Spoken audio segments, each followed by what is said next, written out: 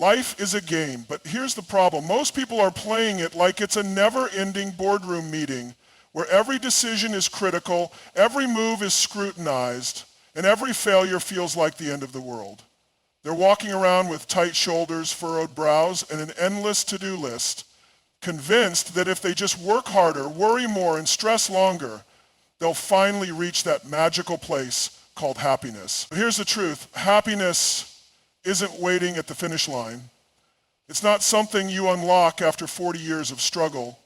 It's not hiding behind a bigger paycheck, a job title, or the approval of others. Happiness is a byproduct of how you play the game.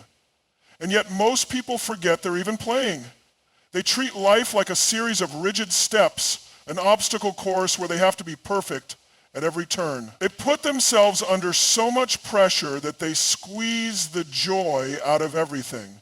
They convince themselves that if they just try harder, they'll finally get control. But what happens when you try to control everything? You lose sight of the one thing you do control, your mindset. Imagine a child playing a video game. They get excited, they experiment, they push buttons to see what happens. And when their character falls into a pit, and they don't sit there and cry about it for 3 days, they laugh, hit restart, and try again. They play. That's the secret most adults have forgotten. Somewhere along the way, they started treating life like a test instead of a playground. Think about the last time you saw someone completely absorbed in a game. Maybe it was a kid running around outside screaming with joy. Maybe it was someone playing basketball, totally lost in the moment. Maybe it was a musician jamming with no concern for who's watching. That's the energy of someone who remembers that life is meant to be lived, not managed. Now look at the average person going through their day. They're hunched over their phone, scrolling through problems they can't solve. They're sitting in traffic, gripping the steering wheel like it's going to change something.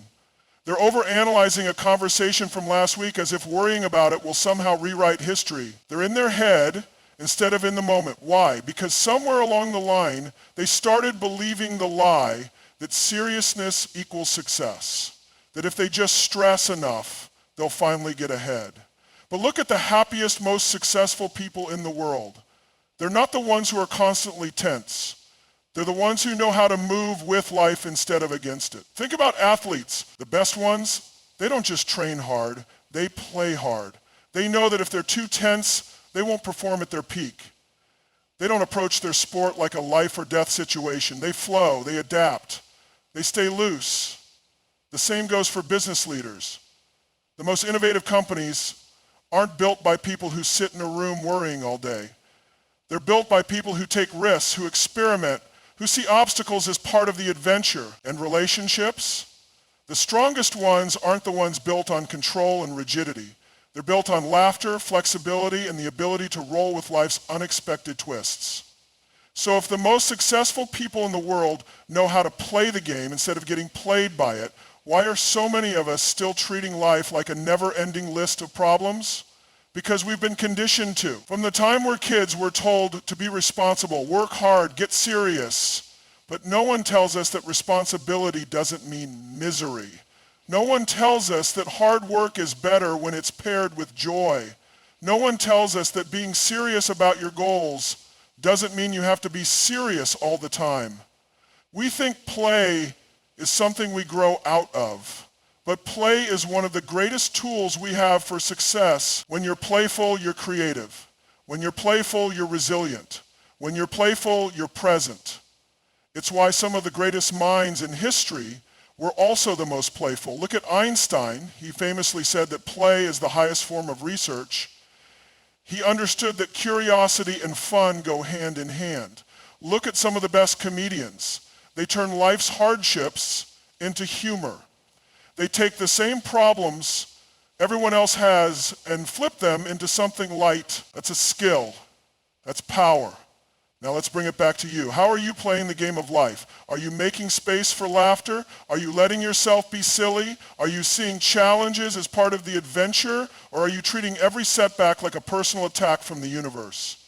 The way you approach life matters. You can either be the person who crumbles under pressure, who treats every inconvenience like a catastrophe, who walks around carrying the weight of the world, or you can be the person who dances through life's chaos, who sees stress as a joke that isn't worth buying into, who understands that at the end of the day, we're all just making it up as we go. And the best part, when you stop taking life so seriously, you don't just feel better, you actually perform better.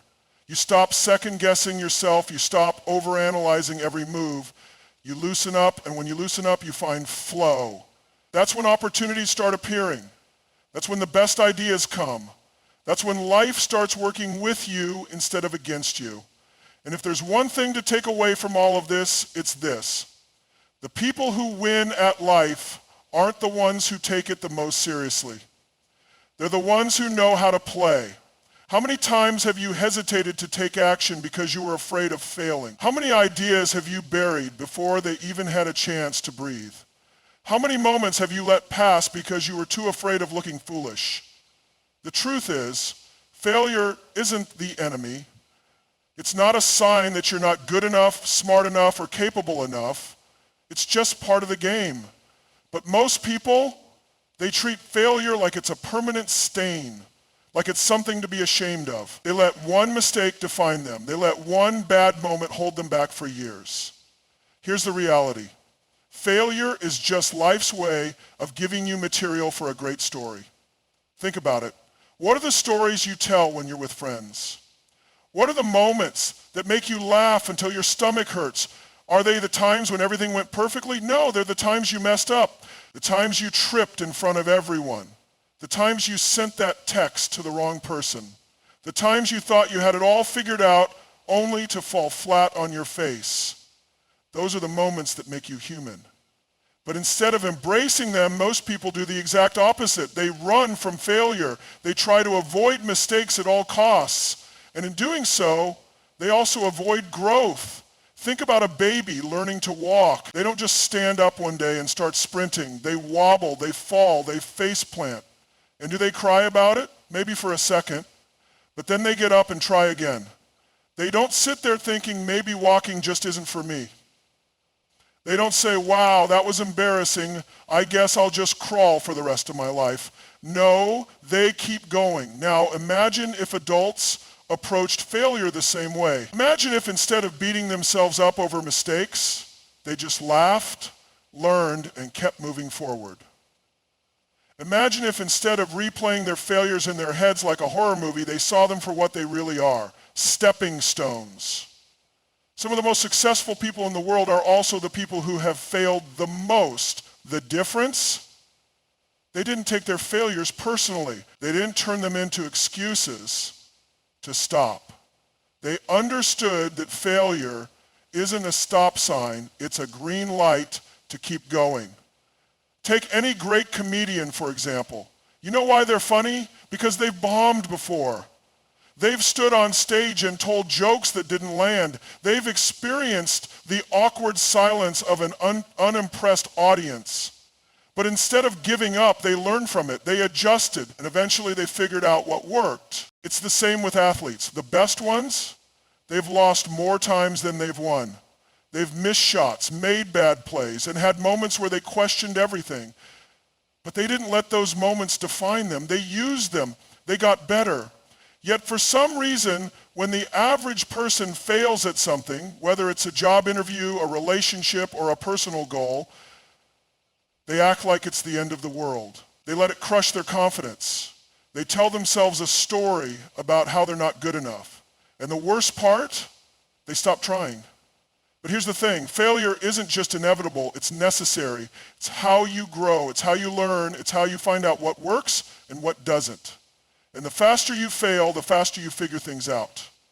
That's why you have to stop treating failure like some big dramatic event. Stop making it so serious. Stop attaching your self-worth to it. Instead, start seeing it for what it really is, just another part of the process. And if you can take it a step further, learn to laugh at your failures. Because the moment you can laugh at something, it loses its power over you. The moment you can see the humor in your own mistakes, you free yourself from the fear of making them. Think about the most confident people you know, the ones who seem unfazed by setbacks. the ones who carry themselves with ease, they're not the ones who never fail. They're the ones who aren't bothered by failure. They shake it off. They move on. They understand that in the grand scheme of life, one bad moment doesn't mean anything. But most people don't see it that way. Most people hold on to their failures like baggage. They replay them over and over again in their heads. They let them weigh them down. And over time, those failures turn into fear. Fear of trying, fear of risking, fear of putting themselves out there. But here's what they don't realize. Every single person they admire has failed more times than they can count. Every successful entrepreneur has launched something that flopped. Every artist has created something that didn't work. Every great leader has made bad decisions. The difference is they didn't take those failures personally. They didn't let them stop them. They saw them as feedback, not finality. And the best part, when you stop fearing failure, when you stop taking it so seriously, when you start treating it as part of the adventure, you actually start winning. Because now you're free. You're not hesitating. You're not holding back. You're playing full out. And when you play full out, when you give yourself permission to fail, you also give yourself permission to succeed. Most people spend their lives stressed, frustrated, and overwhelmed. Not because life is inherently difficult, but because they're trying to control things that were never theirs to control in the first place. They obsess over what people think about them. They panic over the future. They replay past mistakes like a broken record, as if worrying about them will somehow change the outcome. But here's the truth. You don't control most of what happens in life. You don't control other people's opinions. You don't control the economy. You don't control the weather, the traffic, the stock market, or the way someone responds to your text message. And yet, these are the things most people waste their energy on. Think about the last time you were stressed. What were you worrying about? Chances are it was something outside of your control. Maybe it was what someone said about you. Maybe it was whether or not you get a certain job. Maybe it was something that happened in the past that you couldn't change, or something in the future that you couldn't predict. And what did all that worrying accomplish? Did it change the situation? Did it make you feel better? Or did it just drain your energy and make you feel stuck? Now imagine if you took all that energy, all that focus, and redirected it toward the things you actually do control. Because while you don't control everything, you do control three powerful things. One, your effort. You can't control the outcome of everything you do, but you can control how much effort you put in. You can't guarantee that you'll get the job, but you can show up fully prepared. You can't guarantee that your business idea will succeed, but you can work on it with everything you've got. You can't force people to like you, but you can bring your best energy to the table every single day. Most people focus on results, whether or not they're successful, whether or not they get recognition, whether or not things go their way, but results are unpredictable. Effort, that's in your hands. And here's the paradox. When you stop fixating on the outcome and start focusing on the effort, the results tend to take care of themselves. The greatest athletes, the best leaders, the most successful people in any field, they don't wake up thinking, how can I control everything today? They wake up thinking, how can I give my best today? Because they know that if they consistently bring their best, the results will come. 2, your attitude life will throw curveballs at you. Things will go wrong. People will disappoint you. Plans will fall apart. That's just reality. But your reaction to those things, that's on you. Most people react to life like a puppet being controlled by outside forces. If things go well, they're happy. If things go wrong, they're miserable. Their emotions are dictated by their circumstances, and as a result, they live in a constant state of anxiety, always waiting for the next bad thing to happen. But the people who truly thrive, they don't let the outside world dictate their inner world. They decide, no matter what happens, I will stay in control of my mindset. I will choose perspective. I will choose gratitude. I will choose to focus on what's still possible rather than what went wrong. It's not about being in denial. It's about realizing that complaining doesn't solve problems. Stressing doesn't fix things. Getting angry at the rain won't make it stop. But choosing to adapt, choosing to find solutions, choosing to see the opportunity in every challenge, that's power. And the crazy thing, when you shift your attitude, everything around you starts to change. Not because the world suddenly becomes easier, but because you're no longer giving your energy to things that don't deserve it. Your reactions. Imagine this. You're walking down the street and someone bumps into you. They don't apologize. Maybe they even give you a dirty look. How do you react? Most people would immediately get annoyed. What's their problem? They'd carry that irritation with them for the next 10 minutes, maybe even the whole day. But here's the thing. Was that person's behavior really worth your energy? Did letting it affect you do anything positive for your life? Now zoom out. Apply that same question to bigger situations. The coworker who made a rude comment. The person who cut you off in traffic. The unexpected bill that showed up in the mail. The argument that could have been avoided if you just chose to respond differently. Life is full of moments like these. Moments where you can either react out of frustration or choose to keep your peace. And the more you practice choosing peace, the more control you actually gain over your own life. Because here's the truth. Most of what happens to you isn't personal. The rude person at the grocery store, they're dealing with their own issues. The bad day at work, it's just a temporary setback. The traffic jam, it's just a traffic jam. But when you take everything personally, when you react to every little thing like it's a direct attack, you give your power away. The most powerful people in the world aren't the ones who control everything. They're the ones who control themselves. They've trained themselves to pause before reacting. They've mastered the ability to focus on what actually matters. And the more you focus on controlling what's in your power, your effort, your attitude, your reactions, the more you free yourself from the stress, the worry, and the unnecessary weight of trying to control what was never yours to control in the first place. Most people live their lives as if they have all the time in the world. They say, one day, I'll take that trip. One day, I'll start that business. One day, I'll finally be happy. They tell themselves that once they have more money, more time, more confidence, then they'll start truly living. But here's the problem. One day never comes. How many times have you told yourself you'd do something only to push it off again and again? How many dreams have you placed on the back burner waiting for the perfect moment? How many days have you spent going through the motions, promising yourself that tomorrow will be different? Most people don't live, they wait to live. They spend their lives in a constant state of preparation, believing that they need just one more thing before they can be happy. They tell themselves they'll be happy when they get a better job, when they buy a bigger house, when they find the perfect relationship. But what happens when they get those things? They move the goalpost. The cycle repeats. Because happiness doesn't come from external achievements. It comes from how you choose to show up in your life right now. Think about it. How many times have you looked back on a past version of yourself and realized that you were already living some of the moments you once dreamed about? Maybe you have the job you once wished for. Maybe you've grown into the person you once hoped to become. But when you were in those moments, did you even appreciate them?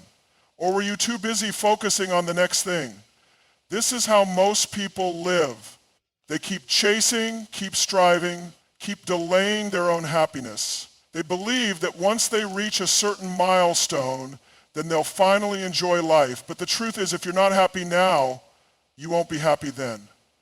Because happiness isn't something you arrive at. It's something you cultivate. It's a muscle you build, a decision you make daily. The people who truly enjoy life, they don't wait for the right time to start living. They understand that life is happening right now. They don't put off joy. They don't make excuses. They don't need permission to enjoy themselves. They decide that today, not someday, is the time to live. But most people do the opposite.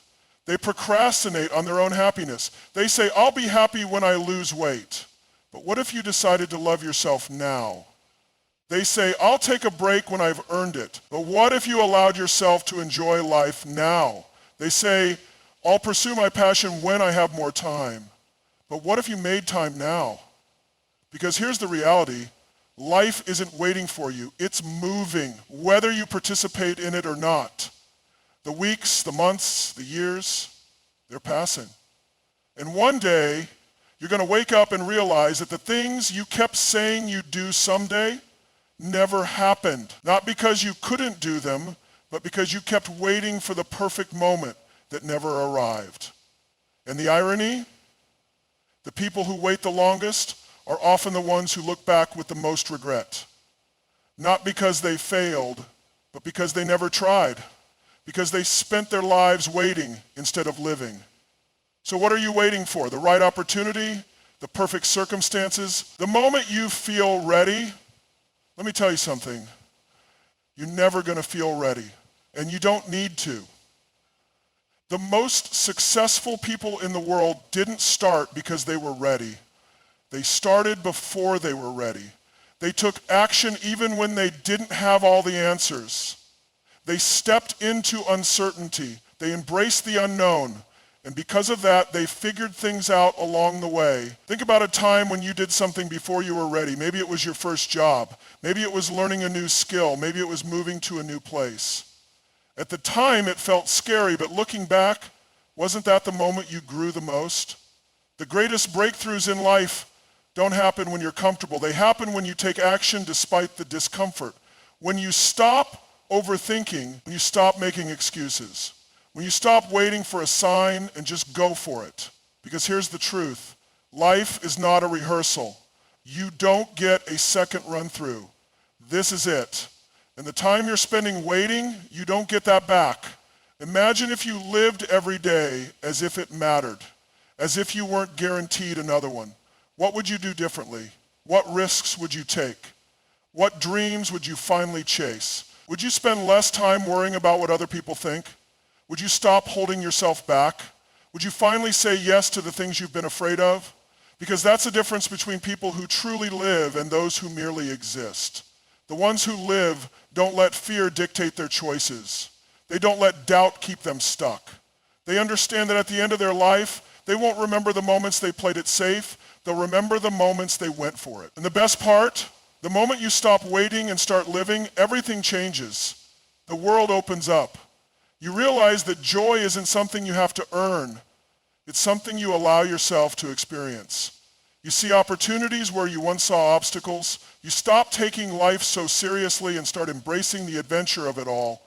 Because in the end, life is meant to be lived, not postponed, not planned out perfectly, not spent waiting for some distant moment when everything will finally be just right. It's meant to be lived now.